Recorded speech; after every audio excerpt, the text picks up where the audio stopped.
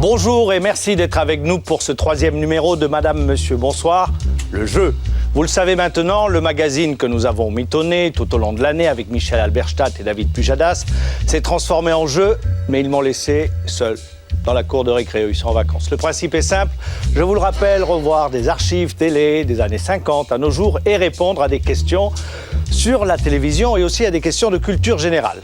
Comme chaque semaine, 2 figures du petit écran sont avec nous, des personnalités, je dirais même cette fois-ci des célébrités, Pierre Bonte et Daniel Bilalian. Merci, bienvenue. Vous l'avez déjà remarqué, pendant tout ce jeu, je ne suis pas seul.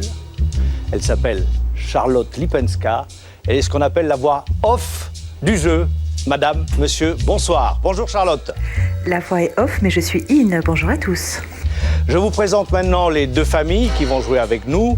Aujourd'hui, à ma droite, donc la famille Gentelet avec Jean-Paul, 65 ans, Dominique, 44 ans, Julien, 16 ans. Vous pouvez nous expliquer vos liens de famille ? Alors donc Dominique est mon gendre et Julien est mon petit-fils. Voilà, matheux, m'a-t-on dit. Vous êtes retraité, prof d'histoire géo ? J'étais, oui. Oui. Dominique, lui, est infirmier. Tout à fait, c'est oui. cela. Et Julien, vous êtes lycéen et vous habitez dans les Deux-Sèvres, à Niort. Voilà. Alors, la famille Babillotte. Jean-Marie, 63 ans. Éric, 45 ans. Et Thomas, 20 ans. Voilà. Vous pouvez me raconter aussi qui est qui ? Oui, donc Thomas, mon fils, et puis Jean-Marie, mon frère aîné. Très bien. Jean-Marie, vous étiez déménageur, oui. Vous êtes à la retraite.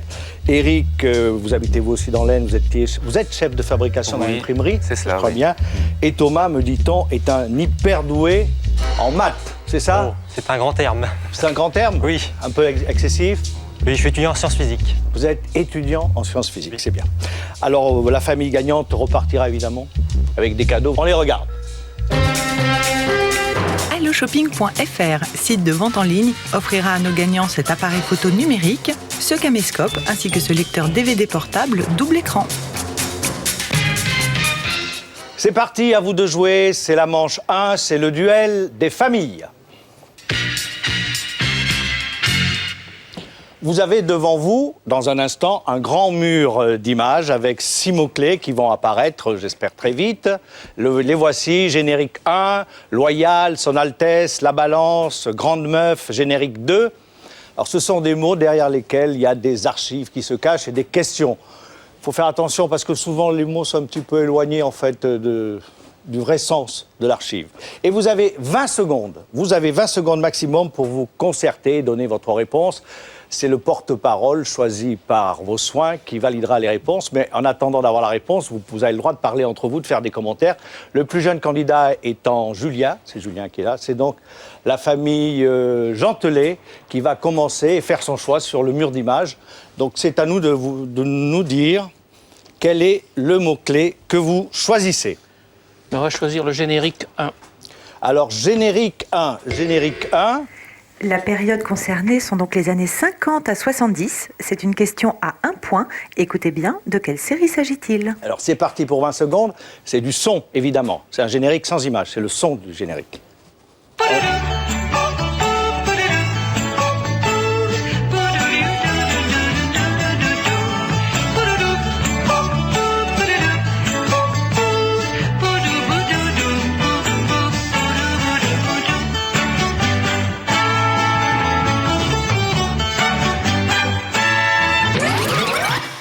Réponse ? Famille Babillotte, vous avez une idée, même si effectivement c'est juste pour jouer comme ça, parce qu'eux ne marqueront pas de points, vous non plus d'ailleurs, même si vous avez juste.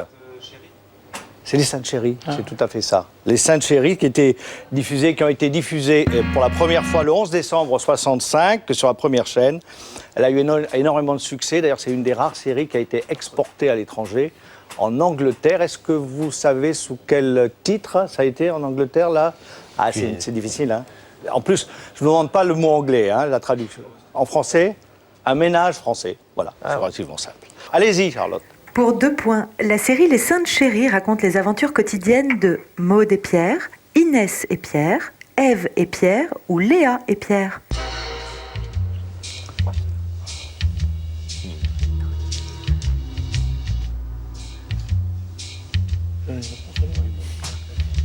Maud et Pierre ? Non, ça n'est pas la bonne réponse. La bonne réponse, c'est Ève et Pierre. Vous vous souvenez, Sainte-Chérie, c'était Micheline Prel, Daniel Gélin. Et puis il y avait énormément de rôles secondaires de haut niveau, Jean-Yann, impayable Jean-Yann, Jean Carmé, ou encore Jacques Higelin. La famille Babillotte, combien ça... ils ont marqué quelque chose, les Gentelets, là? Hélas, aucun point. Ah, attention, hein. Allez, famille Babillotte, qu'est-ce que vous choisissez comme mot-clé? Alors prenons le mot-clé générique 2. Générique 2.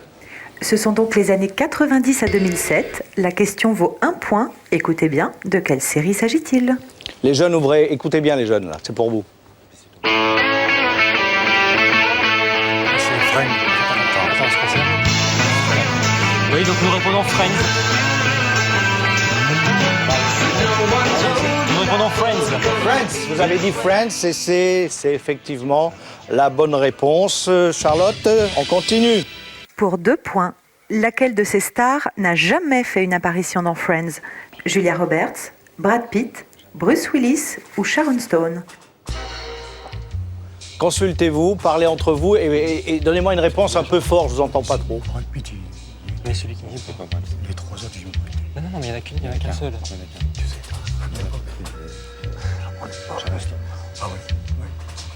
Alors nous répondons Sharon Stone. Vous répondez Sharon Stone, Oui. Et vous avez absolument raison. C'est au pif Bien. ou vous le saviez vraiment? Pour ma part, c'est au pif. Ah, d'accord. Ok. Alors, on fait un premier point sur le score? Après ces 2 premières cases, la famille Babillotte est en tête avec 3 points. Les Gentelets ne sont qu'à 0, mais rien n'est joué. Bon, les Gentelets, hein, il faut mettre le paquet là. On y va. Vous choisissez quoi comme mot-clé? Qu'est-ce qu'on prend? Qu'est-ce qu'il nous reste? Les grandes meufs. Les grandes meufs, d'accord, les grandes meufs. Et ce sont les années 90 à nos jours. Grande meuf, Minicum. Voilà, quel talent. Hein. Les auteurs sont très bons. Hein. Minicum, Charlotte, ça c'est du Verlan. Je vous remercie Hervé, j'avais compris. Oh bravo, excusez-moi. Hein. Mais bon, vous pouvez y aller quand même, poser votre question. Elle ne vaut qu'un point. De quel rappeur pouvait-on voir la marionnette dans les minicums? MC Solar, Akhenaton, Joe Star ou Doc Gynéco? On va essayer de reconnaître tout à l'heure ce rappeur là. Allez-y, donnez votre Donc on réponse. pense à MC Solar. Eh bien, vous avez raison, Dominique, c'est MC Solar. La famille Gentelet recolle au peloton, comme on dit dans le Tour de France, c'est ça? Ou elle va Péniblement. recoller petit à petit? On regarde en archive, hein, la bonne réponse quand même. Je suis sûr que le premier qui arrive, je te lui déniche son talent, ouais. Tu vas voir. MC, à quoi tu penses? Là, tout de suite, devine, ça se joue à 2 x 5. Ah ouais, 2 x 5 doigts, au piano. Mais non, Mozart, au skateboard, au basket, quoi. Ah ouais. Eh ben justement, MC, tu serais capable de nous faire une émission sur le basket? Si je suis cap, yahoo! Cash. Je sens que je deviens un grand producteur. C'est une série, enfin pour les enfants, où c'était vraiment le monde de la télévision, hein, qui était mis en scène à travers des marionnettes. Charlotte. Pour 2 points, comment s'intitulait la parodie de Question pour un champion? Question au petit lardon, question spécial mouton, question sous un lampion ou question pour les morpions?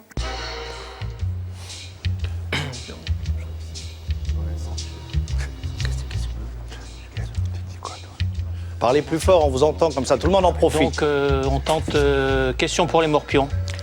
Question pour les morpions. Eh ben, c'est pas le bon. C'est pas la bonne réponse. Il ne s'agit pas de morpion, mais de lampion. C'était question sous un lampion. Il y avait aussi donc dans ce feuilleton des émissions, des pastiches d'émissions, Taratatouille, Brouillon de culture, Fort Bobard, enfin bon, voilà. Ah ouais. Famille Babillotte. Il vous reste les cases loyales, Son Altesse ou La Balance. Prenons choisissez Son Altesse. Son Altesse. OK. Et ce sont les années 70 à 90. Son Altesse, c'est l'un des surnoms que donnait Danny Wilde à l'aristocrate Brett Sinclair dans... Dans quoi? Amicalement Vôtre. Amicalement vôtre, oui. Allez. Pour 1 point, dans Amicalement Vôtre, Danny Wilde roule en Aston Martin DBS, Ferrari Dino, Ford Torino ou Jaguar XJS. C'est Danny Wilde. Danny Wilde.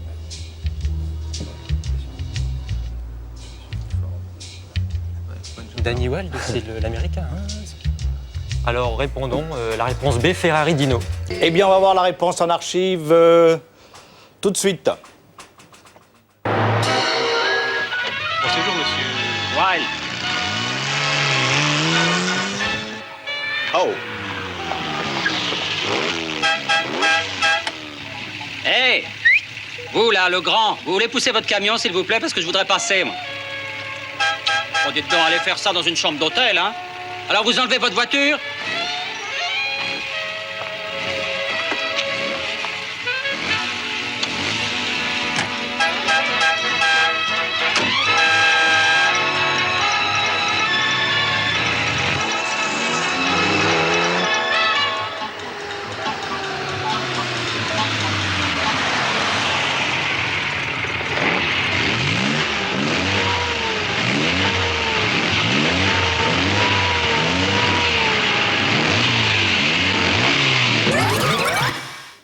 Une vraie voiture de frimeur. Hein. Ouais, et c'est un extrait du premier épisode d'ailleurs du feuilleton. C'est la rencontre entre les deux. Vous avez apprécié les couleurs flashy là? Oui. C'est ce qu'on a essayé de faire nous en patinage artistique entre Candeloro et Nelson Montfort.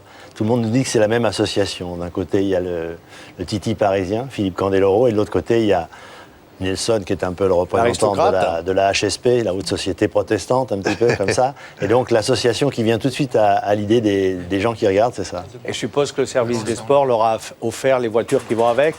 Il y a Ferrante. Ah, il y a Ferrand, il n'y a pas de problème. Pour 2 points, quel juge a recruté Brett Sinclair et Danny Wilde?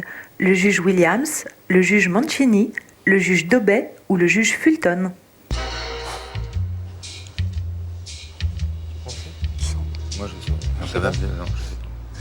François? Alors nous choisissons la réponse D, le juge Fulton. Vous choisissez la réponse D, le juge Fulton. Oui. Eh bien, vous avez raison. Voilà. C'est vous qui saviez ça? C'est Oui, vous ça qui me disait saviez. quelque chose. Ah, c'est Jean-Marie. Moi, je ne savais pas. Il paraît que vous êtes une vraie encyclopédie sur la télé. Non, pas du tout. Brett Sinclair et Danny Wilde vont s'associer donc pour combattre le crime et l'injustice. Et accessoirement, moi, ce que j'en retiens, c'est que c'était pas accessoire du tout. Pour séduire quelques jolies filles. On fait un petit point sur le score, là. Avant les 2 dernières cases, la famille Gentelet a 1 point, avec une petite avance pour la famille Babilotte, qui en a 6. La famille Gentelet, votre dernier mot-clé pour vous? La balance. Ça balance, oui, Charlotte. Nous partons dans les années 70 à 90. Alors ça balance, ça va lui paraître bizarre à notre ami Bonte, ça balance pour le petit rapporteur. On se souvient que Jacques Martin avait remis au goût du jour La pêche aux moules, hein, grand classique, et voici une interprétation quand même très surréaliste d'Enrico Macias. En archive. Alors, je vous vois très tendu quand même, hein, parce que vous pensez qu'on va vous poser une question sur Enrico Macias. Non, pas du tout. On va vous poser une question plus simple, plus facile. Allez-y, Charlotte. Elle vaut 2 points. Le petit rapporteur a été diffusé pendant environ 6 mois, 1 an et demi, 2 ans ou 3 ans et demi.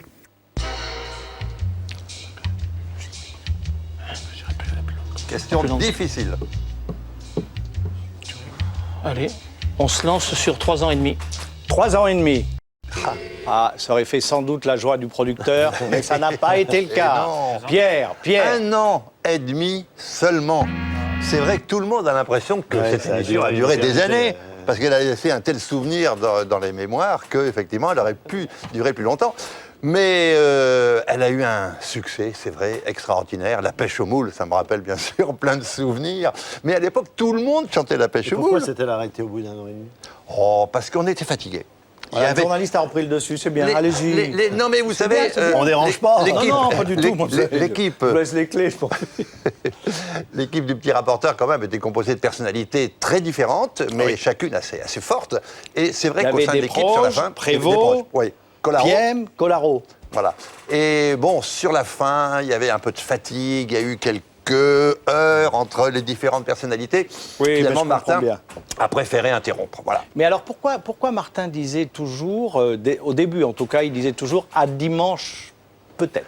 Eh ben, Alors parce c'était ce que- peut-être-là qui... Oui, oh ça, bah, c'est il l'angoisse du jouait. producteur, par contre. Il jouait à créer le suspense parce que, bien sûr, l'émission était tellement impertinente, c'était un ton tellement nouveau dans la télévision française que les gens se disaient mais c'est pas possible, une telle impertinence, les pouvoirs publics vont intervenir, vont censurer l'émission. C'est Donc, arrivé ou pas? Non. Non, enfin, à ma connaissance. Ah, Maintenant, voilà. c'est pas moi qui étais au premier rang dans cette affaire, mais moi, en tout cas, je n'ai jamais subi d'influence et je crois pas que les pouvoirs publics vraiment soient intervenus à l'époque. Charlotte, on avance. Pour un point, en 1976, Jacques Martin reprend la formule du petit rapporteur sur Antenne 2. Quel est le nom de cette émission? La lorgnette, ainsi fond, le dessus du panier ou le petit bout de la lorgnette?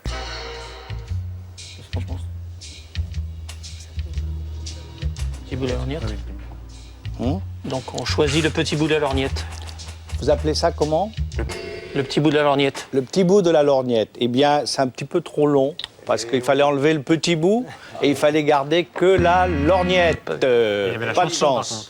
Le petit bout de la lorgnette, C'était c'était la chance. l'indicatif de Voilà. l'émission. Eh oui, Qui mais était c'était par le parti, petit là. bout. Par le petit bout. Par le petit bout de la Voilà. lorgnette. Eh Oui, oui. absolument. Et Jean-Paul, Dominique, Julien, je pense que vous allez vous rattraper Oui, sur dans les la deuxième questions de culture générale, d'information. Bah, vous avez un prof d'histoire avec vous, vous avez un scientifique, tout ça va aller très très bien.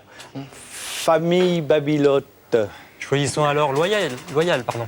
Bon, allez, on y va. Donc c'est la dernière, c'est Loyal. Et nous C'est partons Loyal. dans les années 50 à 70. Loyal pour Monsieur Loyal, évidemment. Donc pour la piste aux étoiles. Charlotte, la première question. Elle vaut un point. Qui était le chef d'orchestre de la piste aux étoiles? Raymond Lefebvre, Bernard Hilda, Robert Quibel ou Henri Martinet? Robert Quibel, c'est dans l'école C'est des un fans. peu plus trapu déjà. Hein. Réfléchissez Moi, bien. moi, oui, moi ça va, je sais. Ah, vous savez, très bien. Vous nous direz si eux ne savent pas. Ah oui, non, c'était... Et Jean-Marie, c'est tout sur la télé. Alors, normalement. choisissons la réponse B, Bernard Hilda. Bernard Hilda, bien sûr, il est formidable. Eh oui. Hein Qui était dans le perche. Voilà. Pierre, bon, t'as pas pu nous montrer tout sans savoir. Non, non, mais Robert Quibel, lui, il était au petit rapporteur, en revanche. Ah Robert bon? Quibel, C'est lui qui c'était faisait la lui. musique Eh du oui, petit- c'est lui Il qui était au également piano. le chef Ouais, au d'orchestre dans l'école des fans, non? Bah oui, il est resté avec Martin Voilà, on va quand même jusqu'à regarder la fin. l'extrait. Hein. Vous Oui, avez donné au la cas où, réponse oui. et je vous ai dit que c'était la bonne réponse, mais on va voir l'extrait quand même. Pour 2 points, dans les années 50, quel jour de la semaine pouvait-on généralement regarder la piste aux étoiles?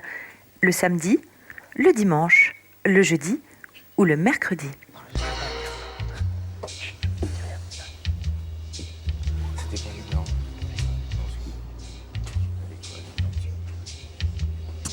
Jeudi, c'était quoi? Jeudi, c'était quoi? Babylone. Repos pour les écoliers. C'est jeudi.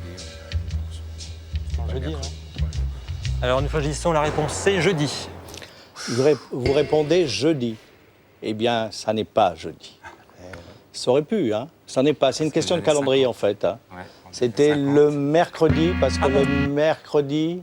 C'est la veille du jeudi Et voilà. et à que les l'époque- enfants pouvaient rester devant la télévision Voilà le soir. l'explication. Ah ouais, parce que la Eh journée oui. de congé, c'était le jeudi. jeudi. Ouais, effectivement, Eh oui. c'est pour ça que Eh ça m'a oui. trompé. Et on voit moins de cirque à la télé. Vous aimiez bien le cirque, vous? Oui. Ouais, ouais. Si, il y en a encore sur Ouais. France 3. Non, mais c'est des souvenirs d'enfance, d'autant qu'à Paris, dans mon enfance, il y avait non seulement il y avait le cirque d'hiver, mais il y avait le cirque Medrano à côté de chez moi. Ouais. Eh bien voilà, la première manche se termine. Charlotte, Alors avant d'attaquer la seconde, la famille Gentelet n'a qu'un tout petit point dans sa besace, légèrement distancée par la famille Babylote qui en a 7. Rien n'est perdu. rien n'est perdu parce que le jeu est fait de telle façon que sur la deuxième manche, vous pouvez évidemment vous récupérer si vous êtes excellent, ce dont je ne doute pas. Et puis vous allez vous battre. Et c'est parti donc maintenant pour le duel des générations. Je reviens maintenant dans un territoire qui m'est plus familier, c'est la phase info et les questions d'actualité. Ici, les générations vont s'affronter sur des grands événements de l'actualité concernant leur génération.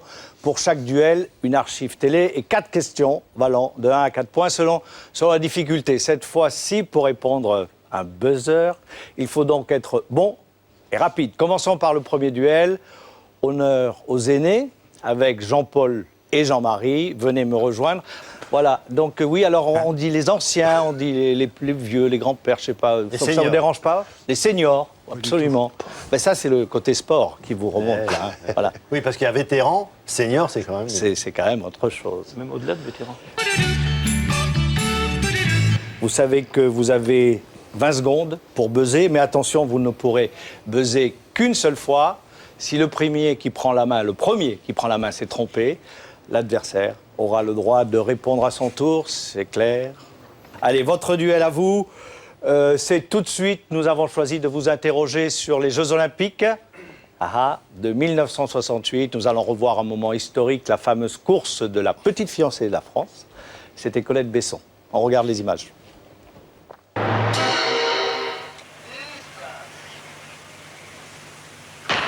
Besson au couloir 5, maillot foncé, elle est partie vite mais sans excès, reconnaissable en 5e ou 6e position, toujours avec son maillot foncé, je vous le rappelle. Bord de Grande-Bretagne à la corde va mieux qu'elle, et on dirait que Benchenkova, la russe blonde à l'extérieur, va mieux aussi, tandis que la queue de cheval de Colette va toujours selon le rythme de la course, avec une certaine nonchalance. Et là, je l'ai cru battue, et je suis sûr que vous, avouez-le, vous l'avez cru battue aussi en cet instant. Mais soudain, elle change de vitesse, elle va accélérer, elle va passer la surmultiplier, elle va se surpasser, elle va se dépasser elle-même, Colette Besson, et en se dépassant elle-même, elle va dépasser les autres, elle va dépasser la Britannique Bord, et elle va gagner. Et aucune autre ne pourra résister à son rush. Regardez-le.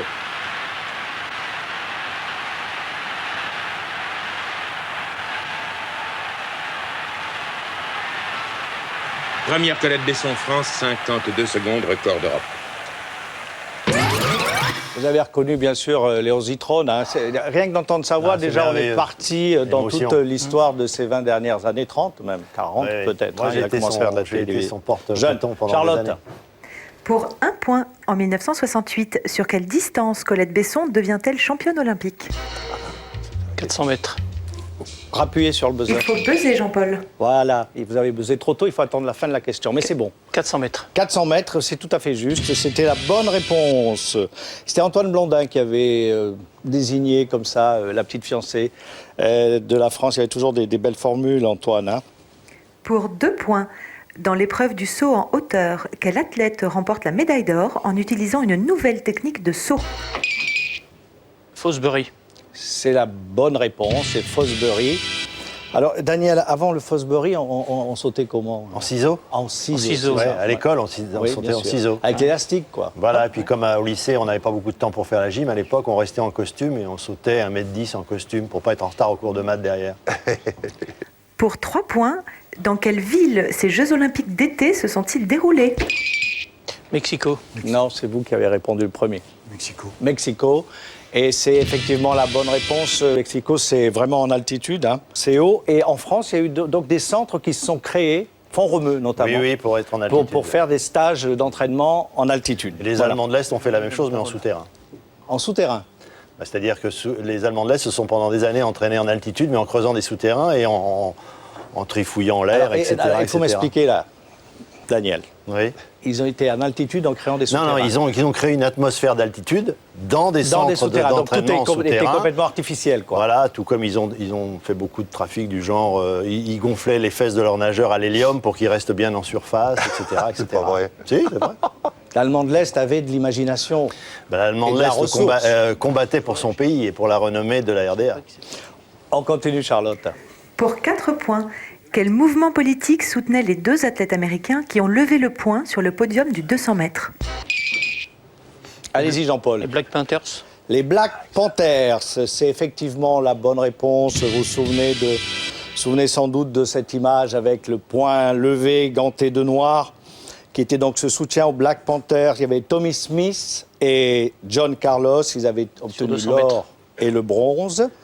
Et ils dénonçaient donc toutes les formes de ségrégation. Ils avaient été d'ailleurs conspués à ce moment-là par la nation américaine. Depuis, ils sont devenus des héros de la lutte antirraciale. Et très récemment, les 2 sont allés aux obsèques du 3e, qui devait être un Australien, si Absolument, je ne me trompe pas. c'est un Australien à qui on demandait mais pourquoi tu te mets dans cette histoire? Voilà, et ils sont allés à ses obsèques en guise de reconnaissance. Pour le remercier. Oui, pour le remercier de ce qu'il avait fait et que c'était pas désolidarisé à l'époque. Merci Jean-Paul, merci Jean-Marie, vous pouvez regagner vos places. Charlotte, on essaye de faire un petit point. L'écart s'est réduit. La famille Gentelet a 8 points, juste derrière Babylote qui en a 10. Dominique et Eric, merci. Hein. Dominique et Eric, vous pouvez vous installer maintenant, tous les deux. Ça va être le duel de la génération intermédiaire. Le duel de la génération intermédiaire, nous allons vous poser des questions sur l'un des événements majeurs du XXe siècle, la chute du mur de Berlin. Voici dans un instant la célèbre image du violoncelliste Rostropovitch au pied du mur. C'était particulièrement émouvant, je me souviens, j'y étais. Et puis on me signale que M. Rostropovitch, qui se trouve précisément à Berlin-Ouest, ici à Checkpoint Charlie, va jouer, se prépare à jouer. Je ne sais pas si nous aurons le temps de l'entendre, Daniel. Oui, on le Mais voit à je crois l'image que en tout cas là. Je crois que c'est un événement quand même extraordinaire, c'est-à-dire que chacun veut venir saluer à sa manière l'ouverture du mur.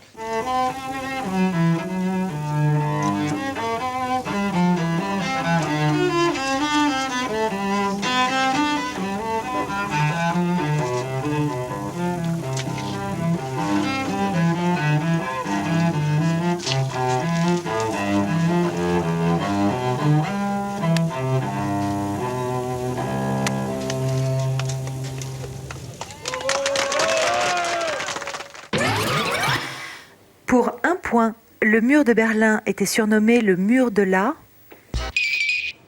Oui, Dominique. Le mur de la honte? Le mur de la honte. Alors ça, c'était d'un côté, côté ouest.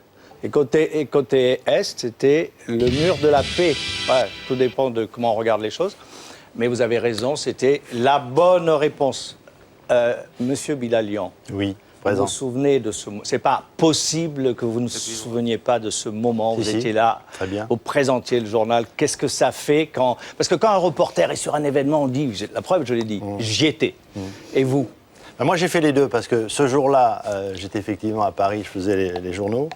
Et le lendemain, vous savez ce que j'ai fait? J'ai pris ma grande fille et je lui ai dit, tu vas louper le lycée, elle avait 14 ans. Et je lui ai dit, je t'emmène à Berlin parce qu'il faut que tu vois ça. Parce que je pensais que ma génération, beaucoup de choses arriveraient. Par exemple, je pensais que le conflit israélo-palestinien se terminerait. Il est toujours présent. En revanche, le mur de Berlin, je n'ai jamais pensé un seul instant, et je crois que peu de personnes ont pensé un seul instant, que ça se terminerait aussi vite, avant la fin du XXe siècle. Oui. Et que ça se terminerait même un jour, je veux dire. Oui. Tout était dans le monde organisé autour du conflit Est-Ouest, de la guerre froide, l'équilibre de la terreur, etc., etc. Et donc, le lendemain, on est parti. Et on a parcouru les rues, simplement, on est reparti le soir, mais il faut voir ça, je veux dire. Ce mur était à la fois terrible, parce qu'il a provoqué la mort, qu'il a failli causer des guerres mondiales, et en même temps ridicule, un mur. Il n'était pas si haut que ça, un mur de 2 mètres 50 de haut, qui séparait l'Europe entière. C'est grotesque, mais c'était vrai. Charlotte. Pour 2 points, au moment de la chute du mur, quelle ville est la capitale de la RFA? Bonne. Bonne réponse. Bonne réponse. Et la capitale de l'Allemagne de l'Est, c'était quoi? Vous vous souvenez? Berlin-Est. Berlin-Est, exactement Berlin-Est. Donc, Charlotte, on poursuit. Pour 3 points, lorsque le violoncelliste Rostropovitch improvise un concert devant le mur, il joue une composition de... Valdi. De? Valdi. Non. Pas la bonne. Allez-y, vous avez encore un petit peu de temps. Allez-y, Dominique. Je réfléchis. Qu'est-ce que ça pourrait être? Vous venez de l'entendre. Oui.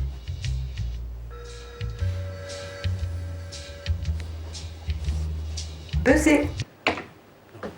Trop tard. Non, pas de réponse. Non, ça ne revient pas. C'était tard, d'ailleurs. De toute façon, le Oui. buzzer n'a pas marché. Il est formidable, ce buzzer. Quand vous avez dépassé le temps, il ne fonctionne pas. La technique, l'électro, de temps en temps, c'est en panne. Hein. Bon, alors, de votre côté... De Bach, je crois. Eh oui, Bach, je crois. Toujours modeste, toujours... Mais oui, je crois, mais je sais surtout. Hein, bravo. C'est maintenant aux jeunes de jouer... Attendez, minute papillon. Il reste une question à 4 points. Bien, alors allons-y pour la question à 4 points. C'est très, très bien. Pendant combien d'années le mur de Berlin a-t-il séparé les 2 Allemagnes? 38. Combien? 38. Non, 28. ça n'est pas la bonne réponse. 28. Allez-y, rappelez. Buzzer. Voilà, buzzer. Oui, c'est la bonne réponse. 61, disons. oui. Ouais, c'est de 60 à 80. Hein, 28 ans, il a été construit dans la nuit du 12 au 13 août 1961. 12 au 13 août 1961. Pourquoi? Parce qu'il y avait à ce moment-là, pendant 15 jours, il y a eu toute une série d'Allemands de l'Est qui sont passés de l'autre côté. Et pour empêcher l'hémorragie, disaient les gens de l'Est, le mur a été construit. Dominique et Eric, vous pouvez rejoindre vos places et Charlotte va nous donner un bilan sur... donc après ce deuxième duel. Eh bien, avant que Julien et Thomas ne se mettent en place, la famille Gentelet a 9 points et la famille Babylotte 16. Alors les jeunes, venez, c'est à vous de jouer maintenant. Thomas et Julien nous ont rejoints. Vous êtes tous les deux, donc je le disais, je le répète, des forts en maths, d'après ce que j'ai lu sur vos fiches. Est-ce que c'est vrai ou est-ce que c'est pas tout à fait? Vous êtes en quelle classe? Moi, je suis en première. Première? Moi, je viens d'avoir ma licence de sciences physiques. À la rentrée prochaine, je vais à l'UFM pour être prof. Voilà, d'accord. Alors, on va vous poser donc ces questions, pas sur les maths, je suis désolé, pas sur les maths, je me suis embarqué sur les maths, mais c'est pas ça. Mais sur l'événement politique qui a marqué le plus important de ces 10 dernières années, le fameux 21 avril. Donc on va sur la politique française. Hein. Mais après tout, hein, les jeunes de votre âge, ça doit être au courant de ce qui se passe dans ce pays.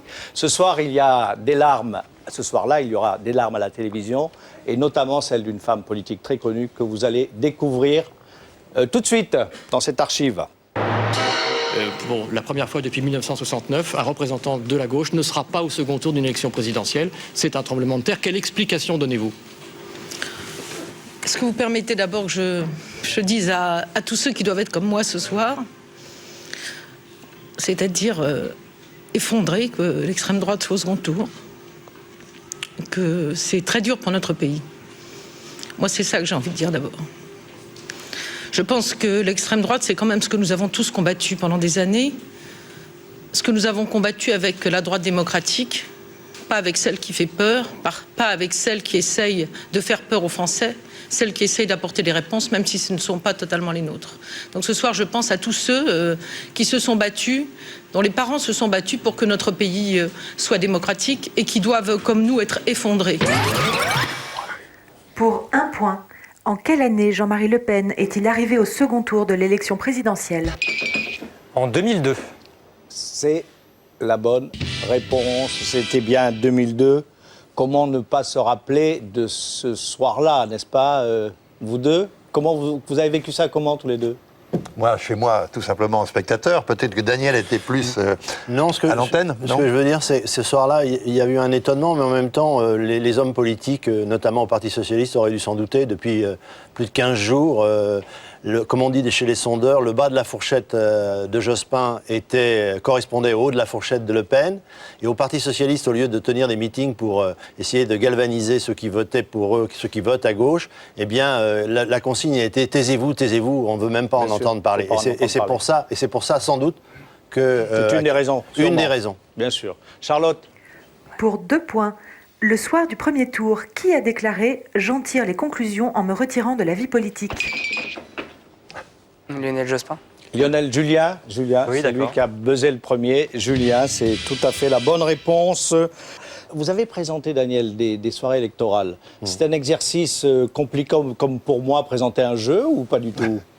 Non, ça dépend de votre personnalité. Pour moi, par rapport à un journal qui est minuté à la seconde près, c'est une grande soirée de distraction, les soirées électorales.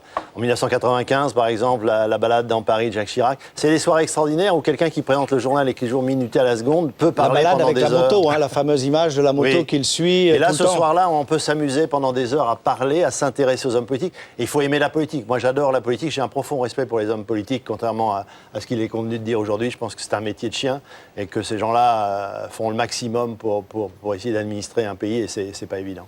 Charlotte? Pour 3 points, quel sera le résultat de Jacques Chirac en chiffre rond au second tour de l'élection présidentielle? 83%? Combien? 83%? Non, Thomas. Julien, encore une chance. N'oubliez pas de buzzer, Julien. Oui. 82. Combien? 82. Eh ben voilà, vous avez dit un peu comme ça, vous avez réfléchi, tout. Ben enfin, c'est bon, hein. Bravo. C'est 82. 82 exactement, c'est donc la bonne réponse. C'est d'ailleurs le meilleur score de la Ve République, elle n'a jamais eu autant. Charlotte, continuons. La dernière question est à 4 points. Le 22 avril 2002, le portrait de Jean-Marie Le Pen, barré d'un énorme nom, est à la une d'un quotidien national. Lequel? Le Point. Comment? Le Point. Un quotidien. fallait écouter, c'était un quotidien. Et vous parlez d'un hebdomadaire, un news magazine, exactement. Thomas. Je réfléchis. Le temps, Thomas. Disons Marianne. Pas du tout. Un quotidien. C'est un quotidien. Hein, Daniel? Libération. Ben oui, Libération, hein, c'est ça. Quelle famille est en tête à l'issue de ce dernier duel? Je suis une gentille fille et je vous donnerai le bilan des scores si Julien et Thomas veulent bien se remettre en place. Et pendant ce joli mouvement, je vous annonce que la famille Babilote est en tête avec 17 points, tout juste talonnée par la famille Gentelet qui en a 14. Tout est possible, tout est jouable. Hein. Et comme c'est la famille Babilote qui est en tête, à ce moment du jeu, c'est à la famille Babilote de choisir son héros pour disputer la finale. Attention, c'est un moment crucial. Il faut tenir compte des capacités de votre représentant, votre héros, à répondre aux questions sur toutes les époques, mais aussi tenir compte des forces et des faiblesses de vos adversaires. Si vous choisissez le plus jeune d'entre vous, les questions seront évidemment plus faciles. Quelques secondes de réflexion, je vous laisse là. Voilà. Quel héros choisissez-vous? Alors, qui va venir? Jean-Marie, Éric, Thomas? Je pense que Thomas va y aller. C'est Thomas qui vient. Donc Thomas, c'est le plus jeune. Et nous allons donc jouer maintenant le duel final. Cette fois-ci, vous allez répondre à des questions concernant 3 célébrités ayant marqué les 3 générations. Il y a 9 questions valant de 5 à 7 points, donc tout est possible, selon la difficulté. Puis il y a ce fameux joker dont je vous ai parlé tout à l'heure. Thomas, voici les 3 personnalités sur lesquelles vous allez être questionné. Charles de Gaulle, Serge Gainsbourg, Zinedine Zidane. Vous vous sentez assez fort pour répondre à toutes ces questions? Vous préférez demander à un autre membre de la famille s'il vous donne un coup de main sur une question? Ou vous allez assumer tout? Je vais assumer tout. Oh, la classe. Bravo.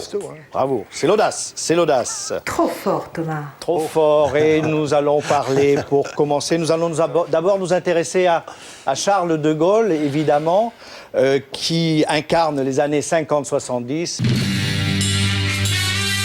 Vous allez regarder l'extrait de cette conférence de presse inimitable du général de Gaulle.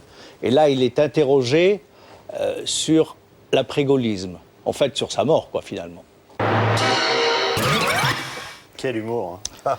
C'est formidable, hein. C'est toujours ce qu'on oublie chez le général de Gaulle. On voit la grandeur, etc., mais on oublie l'humour. Et son fils, par exemple, dans le livre qu'il lui consacre, retrace des scènes extraordinaires pendant la guerre. De Gaulle est reçu un soir à dîner par Winston Churchill, à Londres. Et Churchill s'habillait de manière un petit peu originale, parfois. Et donc il arrive et lui dit « Ah, monsieur le Premier ministre, je ne savais pas que c'était carnaval aujourd'hui à Londres. » Et l'autre lui répond « Mais tout le monde ne peut pas s'habiller comme le soldat inconnu. » Question, Charlotte. Pour 5 points, quel type de navire de guerre de la Marine nationale porte le nom de Charles de Gaulle?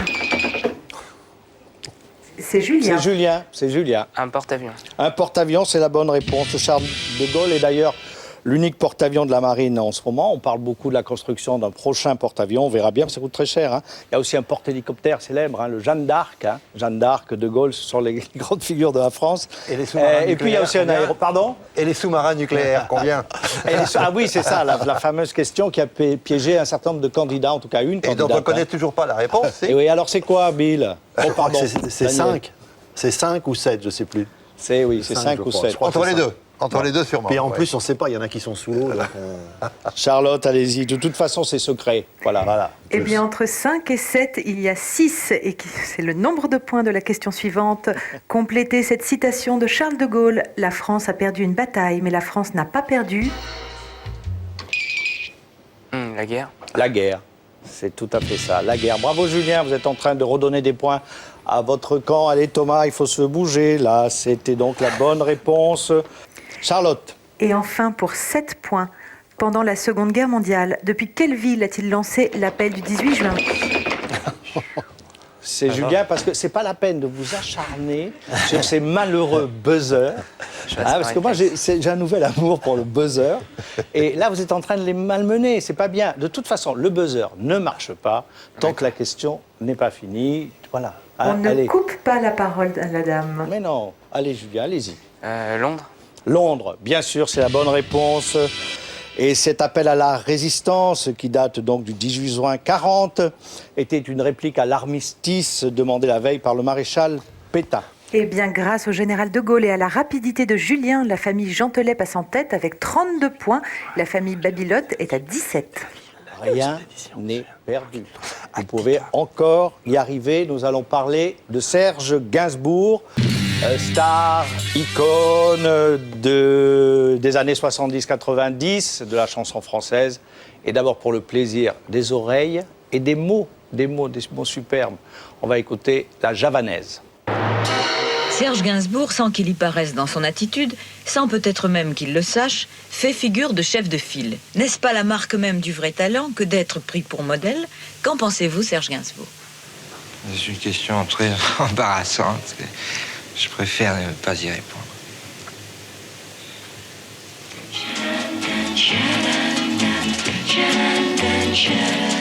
J'avoue, j'en ai bavé, pas vous, mon amour. Avant d'avoir eu vent de vous, mon amour, ne vous déplaise en dansant la javanaise. Nous aimions le temps d'une chanson. Ça fredonne sur le plateau, ça fredonne. Charlotte. La question la plus difficile du jour vaut 5 points. Comment se prénomme la fille de Serge Gainsbourg et de Jane Birkin? C'est vous, Thomas. Charlotte. Charlotte Gainsbourg. Bravo, Thomas. Qui est actrice, chanteuse, qui est née en 71. Et son père lui a écrit pas mal de chansons, dont le fameux duo avec lui, qui était Limon Incest, et qui fit un petit peu scandale en 84, mais on verra, il est un peu habitué à cela, c'est un homme contesté, controversé, mais quel talent il avait. Pour 6 points, complétez cette chanson de Brigitte Bardot, écrite par Serge Gainsbourg, « Je n'ai besoin de personne » en... Allez-y, Thomas. Harley Davidson. En Harley Davidson, c'est vrai, les cheveux dans le vent, etc., c'est ça. Et je me souviens très bien avec Bardot sur sa moto. C'était, en fait, il avait eu une histoire, une idylle avec Bardot. Elle en parle aussi dans son livre intitulé Initial bébé aussi. Ouais. Vous l'avez lu? Ça vous intéressait, Bardot? C'est ma génération aussi, Bardot. Oui. C'était pour moi l'idole suprême. Je me souviens l'avoir interviewé à mes débuts à Europe 1 dans les années... oui, enfin, il y a longtemps. Je suis entré en 56 à Europe 1, vous voyez. Oui. Donc, dans ces années-là, elle était sur un plateau à l'époque. Pour moi, c'était le moment suprême. Elle était facile à interviewer? Genre aimable, mais vous savez, elle me regardait à peine. Je me souviens, elle était en train de se faire maquiller devant son miroir. Elle regardait plus le miroir et la maquilleuse que moi. Pour 7 points, de quelle chanson traditionnelle a-t-il fait une célèbre version reggae? Oui, Thomas, pardon. La Marseillaise. La Marseillaise, oui, c'était une chanson qu'il a écrite d'une manière très particulière et qui lui a donné d'ailleurs pas mal de fil à retordre avec les anciens combattants, notamment les parachutistes. Les parachutistes, je me souviens, dans quelques concerts qu'il a donnés, les parachutistes étaient là et chahutaient la salle. Bon, eh bien, on va continuer. Mais avant maintenant de courir après Zinedine Zidane, un petit bilan des scores, puisque la famille Babilotte repasse en tête avec 35 points, mais la famille Gentelet est tout juste derrière avec 32 points. Alors c'est serré, c'est course-poursuite, c'est comme ça. Ouais. Allez. C'est donc la dernière épreuve, c'est le moment de vérité. On va parler, ça devrait vous dire quelque chose, ça. Zidane, Zinedine Zidane. C'est l'une des personnalités préférées des Français, toutes générations confondues. L'heure de gloire absolue, c'était évidemment 98. Et dans l'extrait que nous vous proposons, nous sommes à quelques heures du fameux moment de grâce.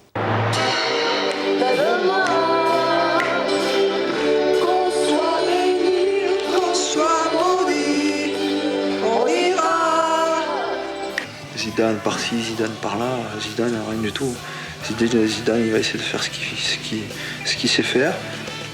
Et avec tous mes autres potes, on va essayer de donner le maximum pour avancer dans la compétition. C'est tout. Sans me prendre la tête, sans me dire que c'est moi qui va marquer 2 buts ou qui va faire 3 passes décisives ou qui va être l'homme du match, non. Là, on est dans un bidon, là. On n'a pas l'habitude, nous.